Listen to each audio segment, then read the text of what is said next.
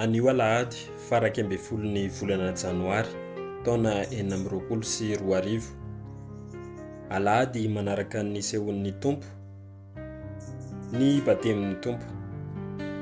I Jesoa natao batemy tandindon'ny batemitsika.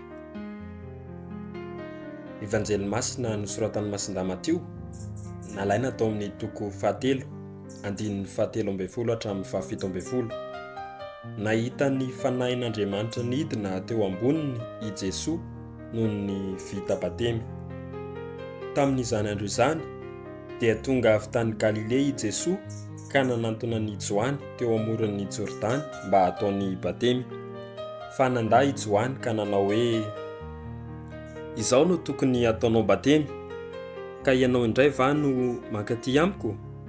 Dia namaly i Jesoa ka nanao taminy hoe, ekeo izao, fa izao no mety ahatanterantsika ny fahamarinana rehetra. Dia nanaiky izy. Noho ny vita batemy i Jesoa, dia niala avy teo amin'ny rano, niaraka tamin'izay, ary andro nisokatra tamin'ny lanitra, ka hita ny Fanahin'Andriamanitra nidina tahaka ny voromailala nakeo amboniny. Dia inzay nisy feo avy any an-danitra nanao hoe, ity no zanako malalako izay ankasitrahiko indrindra. Izany ary ny tenin'ny tompo, nderany ho anao ry Kristy.